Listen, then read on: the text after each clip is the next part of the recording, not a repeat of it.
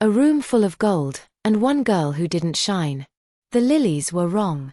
Lyra Voss knew it the moment she unwrapped them from their tissue paper, too white, too stiff, edges curling inward like they were trying to disappear. She'd ordered blush. She'd specifically, carefully, painstakingly written blush on the order form in her small neat handwriting. But the delivery had come in wrong, and now she stood in the middle of the Voss family estate's grand preparation room at 6 a.m, surrounded by wrong lilies, with 3 hours until her stepsister Seraphine's mating ceremony began. She fixed them anyway. That was the thing about Lyra. She always fixed things. She stripped the outer petals, worked baby's breath and pale peach roses around the lily stems until the white softened into something almost romantic.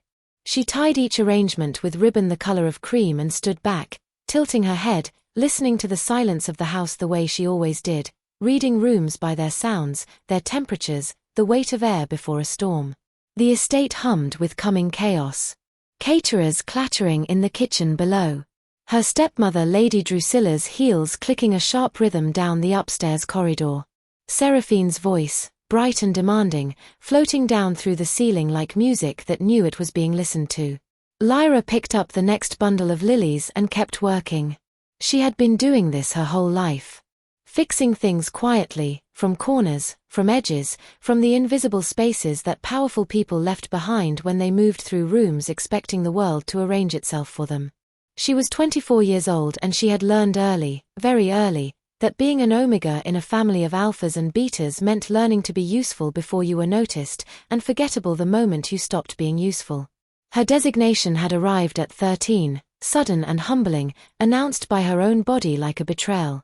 She remembered her stepmother's face more than her own feelings in that moment. That careful blankness. That jaw tightening. That almost imperceptible step backward, as if omega-ness were something you could catch. "We'll manage," Lady Drusilla had said. "Not we'll celebrate. Not your still hours. Just we'll manage," like Lyra was a leaking roof or a stain on good carpet. She'd been managing ever since. When the king walked in. The ceremony guests began arriving at 10:30. Lyra stayed where she was supposed to stay, near the floral arrangements along the east wall, available to fix anything that wilted or tipped or fell, invisible enough to not embarrass the family, present enough to be blamed if something went wrong. She wore a simple grey dress that Marin had pressed for her the night before, her dark hair pulled back, her hands still faintly green-stained from the morning's work. She heard Selim Draven before she understood what she was hearing. It wasn't a sound exactly. It was more like a shift. A change in air pressure, the way a room feels different before lightning strikes, charged, breathless, suddenly aware of itself. Conversations dimmed. Footsteps slowed. Even the string quartet in the corner dropped half a note before recovering. And then she felt it. Something pressing against her sternum from the inside, gentle but insistent, like a hand knocking on a door she hadn't known was there. She looked up. He stood at the entrance of the grand hall, flanked by 2 attendants who might as well have been invisible beside him. Selim Draven, Alpha King of the Eastern Realm, was not the tallest man in the room, though he was tall, and he was not the loudest, he hadn't spoken yet, but he was the most of everything, in the way that certain things simply are without effort. Dark hair, sharp jaw, a charcoal suit that fit like it had been made apologetically around a body built for something older and wilder than formal events. His eyes moved across the room the way a hawk's do, not searching, exactly. Assessing. They landed on Lyra. She looked away immediately. She was practiced at that. Looking away before anyone could catch her looking, making herself small before the gaze could sharpen into something uncomfortable. But the pressure in her chest didn't ease. Odd, she thought, and reached for the nearest arrangement to straighten a stem that didn't need straightening. What she was not supposed to hear. An hour into the reception, Lyra slipped into the side corridor to retrieve more ribbon from her supply bag. The corridor ran alongside the main hall, thin as a thought, and voices carried through the decorative lattice screen with perfect, horrible clarity. Honestly, imagine if he noticed her. Vivienne's voice, her alpha stepsister, sharp and laughing. Don't be absurd. Lady Drusilla, cool as river stone. No alpha of his standing would look twice at an omega with no title, no rank, and no particular quality worth mentioning. She arranged the flowers though, said a third voice, a guest Lyra didn't recognize, half amused. They're quite beautiful. Flowers. Vivienne again, the word dropped like a small cruelty. Yes. That's rather her ceiling, isn't it? Laughter. Soft, comfortable, the laughter of people who had never needed to be careful. Lyra stood very still in the corridor. Her ribbon was in her hand. The lattice screen was cool under her fingertips. She did not cry. She had run out of tears for conversations like this 1 year ago, the way you eventually run out of a particular kind of surprise. She simply breathed, slow and even, and waited for the knot in her throat to loosen, and then she walked back toward the hall with her ribbon and her grey dress and her careful, practiced invisible face. She almost made it to the floral table without incident. You fixed the arrangements. The voice came from directly behind her, low, unhurried, with a texture like dark wood and winter wind. She turned slowly, because some part of her already knew, and found Selim Draven standing 3 feet away, a glass of something amber in his hand, watching her with an expression she couldn't read. "The lilies," he said. "They were wrong when they arrived. I saw the delivery this morning from my car. But you fixed them." He paused. "They're the best thing in this room." Lyra stared at him. Every prepared response she might have had dissolved somewhere between his first word and his last. "They're just flowers," she said finally, because it was the only sentence she could find. Something shifted in his eyes. Something that looked less like the practiced charm of powerful men and more like recognition, the startled, almost unwilling kind. "No," Selim said quietly. "They're not." He held her gaze for one long, strange, suspended moment. Then his attendant appeared at his elbow with a murmured word, and he turned away, and Lyra was left standing beside her lily arrangements with her heart knocking against her ribs like it was trying to tell her something she wasn't ready to hear. Across the hall, Seraphine laughed at something Orion Steele said, her perfect head thrown back, her perfect life clicking into place like a key in a lock. Lyra straightened the nearest flower, though it didn't need it. And somewhere deep in her chest, that quiet, insistent knocking continued, patient, certain, and completely terrifying, the king at the door of an ordinary shop. Lyra's flower shop was not impressive. It sat squeezed between a dry cleaner and a sandwich place on Calloway Street, its painted sign slightly faded at the edges, its window display changed every Monday with whatever blooms she'd sourced from the early market. It smelled like earth and green stems and the faint sweetness of roses left overnight in cold water. She loved it with the quiet, fierce love that people reserve for things they built entirely alone. She arrived at 7 the next morning, still tired from the ceremony, still carrying the ghost of that strange chest pressure that hadn't fully left her since Selim Draven had looked at her across the hall and said they're not like he meant something larger than lilies. She unlocked the door, tied on her apron, and began trimming stems. At 8:15, the bell above the door rang. She didn't look up immediately. Early customers were usually regulars, old Mr. Fenn wanting a single carnation for his wife's breakfast table, or the young schoolteacher who bought sunflowers every Tuesday without fail. She finished the cut she was making and then looked up, and every thought she was holding dropped straight out of her head. Selim Draven stood inside her shop doorway, slightly too large for the space, wearing a dark jacket and an expression that suggested he had rehearsed this moment and was already unhappy with how it was going. Behind him, through the window, she could see 2 security personnel standing on the pavement pretending to be casual. "You followed me," Lyra said. Her voice came out steadier than she felt. "I found you," he corrected, as if the distinction mattered. "There's a difference." "Is there?" "I'd like to think so." He stepped further inside, moving carefully around a bucket of tulips like a man who understood he was in someone else's territory and was choosing to be respectful about it. His eyes moved around the shop with genuine attention, not the performative appreciation of someone filling silence, but actual looking. "You built this yourself." It wasn't a question. She answered anyway. 4 years ago. "Yes. It suits you." He stopped at the counter, 2 feet between them, and looked at her with that same unreadable intensity from the night before. "I need to tell you something. I'd rather tell you sitting down, but I understand if you'd prefer I didn't stay that long." Lyra set her scissors down slowly. "Say what you came to say." He did not look away. "You are my fated mate." The words that changed everything and nothing. The shop went very quiet. Outside, a bus rumbled past. Somewhere in the back room, water dripped from a loose tap she kept meaning to fix. The tulips in their bucket swayed slightly from the draft his entrance had let in. Lyra looked at Selim Draven, this man who commanded armies, who other alphas stepped aside for, who had entire rooms rearranging themselves around his arrival, and she felt something cold and sharp move through her chest. "No," she said. He blinked. Whatever response he had prepared, that wasn't it. "No," she repeated, more firmly, picking her scissors back up because she needed something to hold. "I don't know what this is, a game, a joke, some kind of strange alpha amusement that I'm not educated enough to understand, but I want you to leave my shop." "Lyra. I am a florist." Her voice was controlled, precise, each word placed carefully. "I live on Callaway Street. I source my flowers from the South Market on Monday mornings and I close at 6 every evening, and I have never, in 24 years, been anything that a man like you would look at twice." She set the scissors down again because her hands had started to shake and she refused to let him see that. "So whatever this is, please take it somewhere else." Selim was quiet for a moment.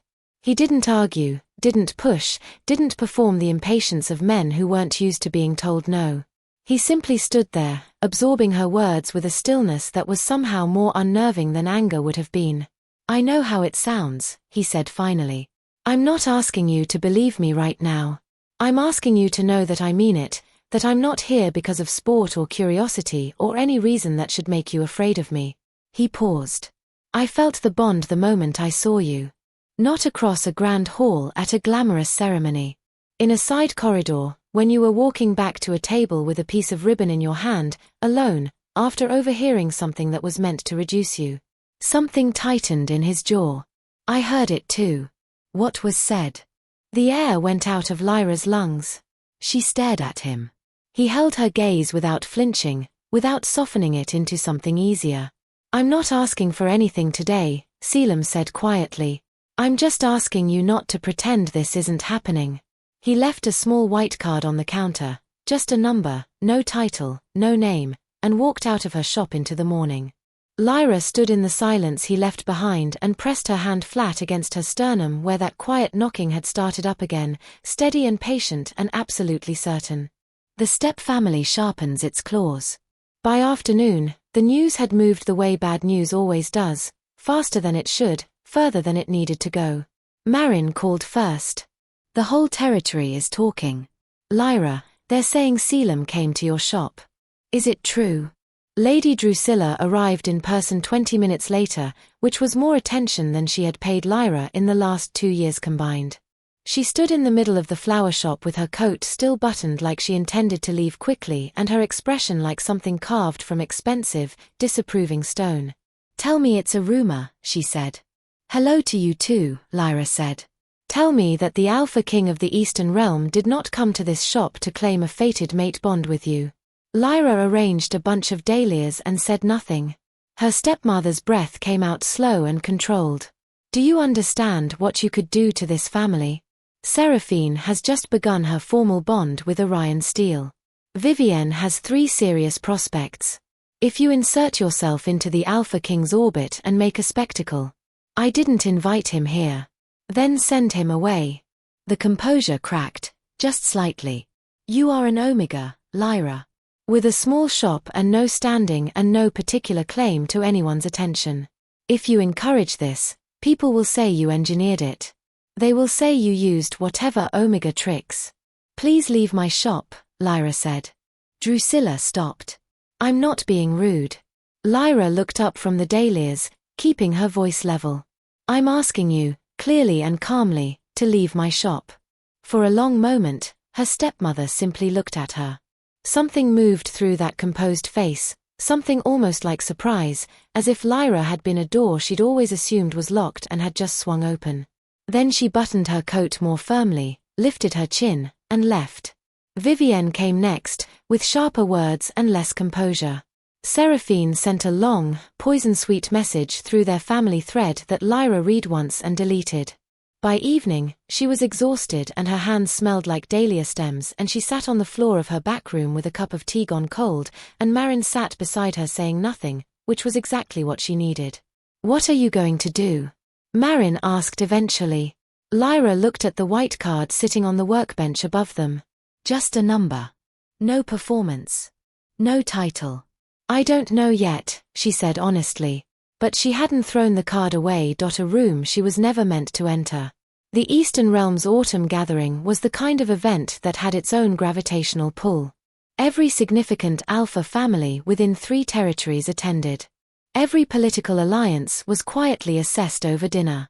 Every unmated alpha of standing was evaluated, discussed, and assigned an unofficial rank before dessert arrived.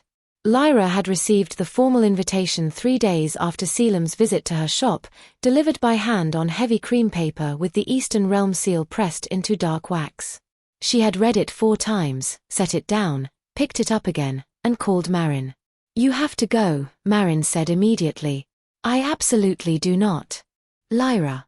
Marin's voice was patient and firm, the voice she reserved for important arguments. "Hiding in your shop while the world decides your story for you is not a plan. Go. Wear something that isn't gray. Let them see you." She almost didn't. She stood in front of her small wardrobe the evening of the gathering and looked at her options and nearly called the whole thing off twice.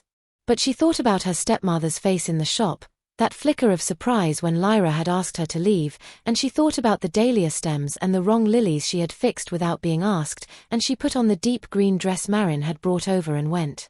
The venue was a restored estate hall with ceilings high enough to make you feel small on purpose. Hundreds of people moved through it in their finest versions of themselves. Lyra arrived alone, signed in without fanfare, and stood near a window with a glass of water and her spine very straight. She felt him notice her arrival before she saw him. That pressure in her chest, familiar now, almost conversational, shifted and oriented like a compass finding north. Selim was across the room, deep in conversation with 2 elder alphas. But when she settled by the window, his gaze found her with the immediate, unhesitating accuracy of someone who had known exactly where she would be before she got there. He excused himself and walked toward her, and she watched every person in his path register his approach and adjust accordingly. He stopped beside her at the window and looked out at the same view she was looking at, as if they were simply 2 people who had arrived at the same conclusion by different roads. "You came," he said.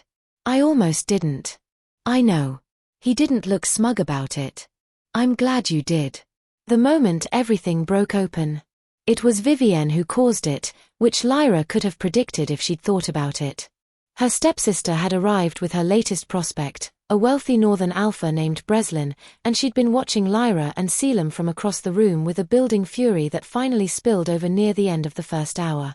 She approached with Breslin in tow and a smile sharp enough to draw blood. "Lyra," she said, loudly enough that the nearby cluster of guests turned. "I didn't realize you'd be here. In that dress." Her eyes moved over it with careful cruelty. Brave choice. Lyra felt Selim still beside her. Not with tension, with a more dangerous quality. Attention. "You look lovely, Vivienne," Lyra said calmly. "I'm surprised Lady Drusilla allowed it, honestly. After everything." Vivienne turned to the gathered faces with a social smile.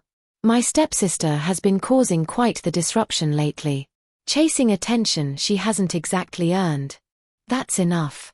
Selim's voice was quiet. Vivienne blinked. "I was simply. I know what you were doing." He didn't raise his voice. He didn't need to. "And I'm asking you to stop." The silence that followed was absolute. No one breathed.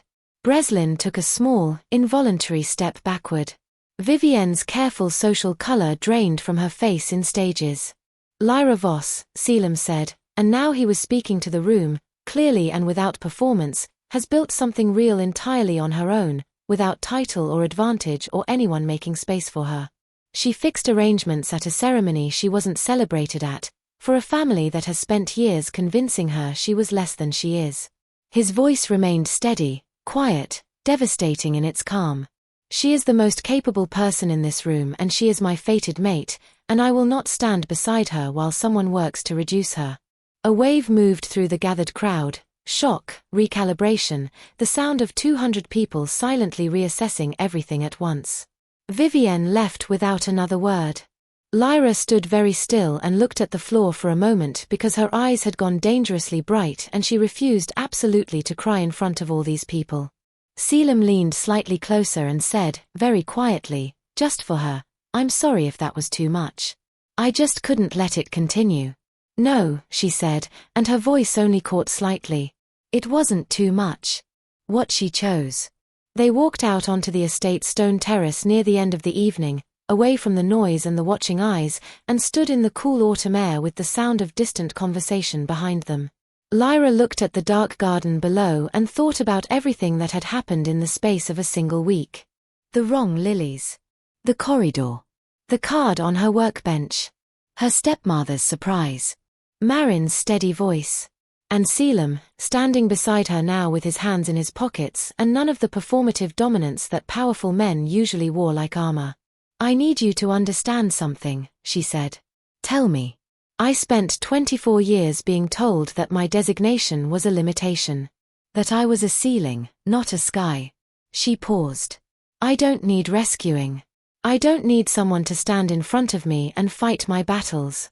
What I need," she stopped, finding the words carefully, the way she found the right flowers for a difficult arrangement, "is someone who stands beside me.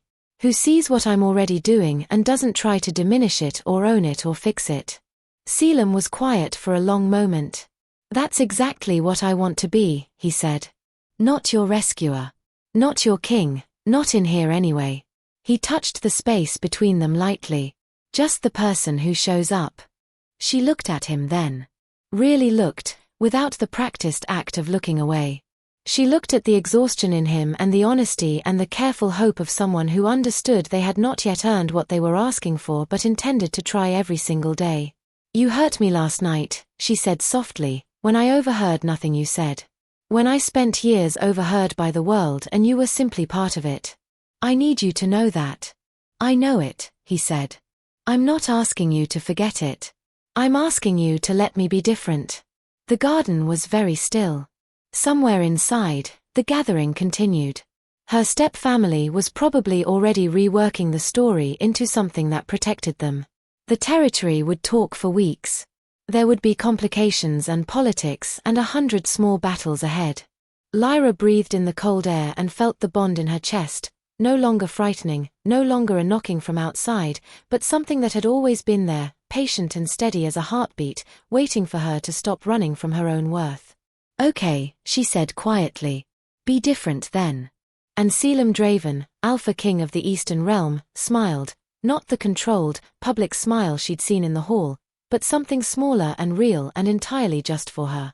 She looked back at the garden and let herself feel, for the first time in a very long time, like someone who took up exactly the right amount of space. The wrong lilies had led to the right moment. And Lyra Voss, the girl they had all overlooked, had finally decided she was worth being found. End.